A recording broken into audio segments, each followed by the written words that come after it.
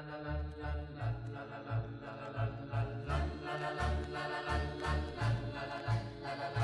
sining at kultura ay ang kaluluwa ng ating bayan dito sa Pilipinas. Isang organisasyon ang nangunguna sa pagpapalaganap ng kaalaman tungkol sa ating pamanang kultura. Ang Philippine Arts and Cultures Educators o PASES. Ang PASES ang nagsusulong ng kaalaman sa sining at kultura sa pamamagitan ng pagsasanay, workshop at materyales para sa mga guro at mag-aaral.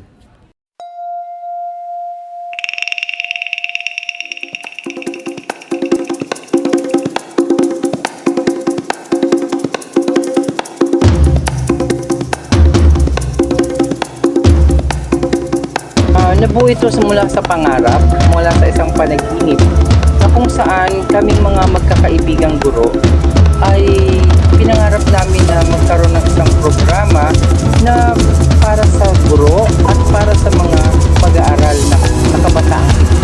Sa ang PASES na nagpapalaganap ng yaman ng kultura Pilipino sa edukasyon bilang sa pagsasanay sa ganito, sining visual, paggawa ng pelikula at teatro upang mapanatili at maisama ang pamana ng kultura sa paaralan. Ano po yung naging experience nyo nung sumali po kayo? Unang-una, hindi ko inaasahan na sa unang taon ng pagsali. Actually, unang-unang sinali ko yung solo rondalia. Third runner-up tayo doon. Tapos nung same year, sumali tayo ng December, nag-champion yung Juven Condiman.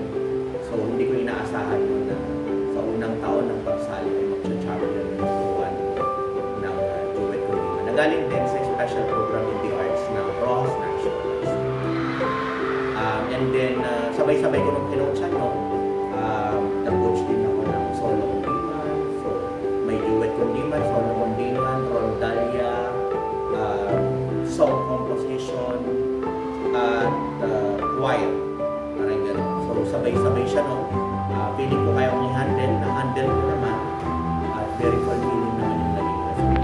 Tapos, tuloy-tuloy na tayong sumali buhat noong 2021. So, 2021, 2022, face-to-face ng 2023 sa bawang taon yun. And then, ngayong hybrid contest na naman ay sumali na rin.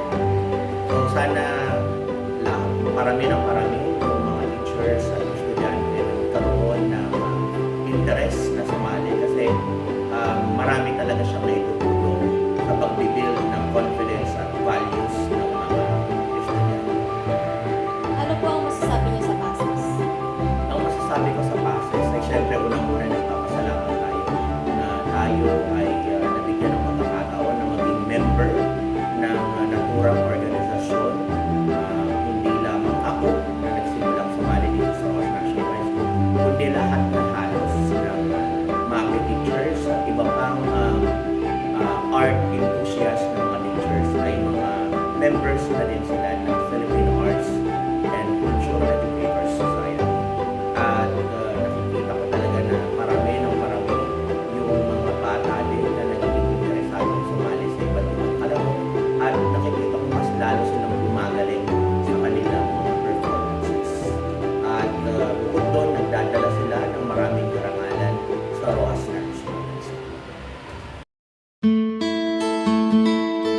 Kahit sa gitna ng pandemya, nananatili ang PASES sa layunin to sa pamamagitan ng paggamit ng digital teknolohiya upang maipagpatuloy ang edukasyon pangkultura.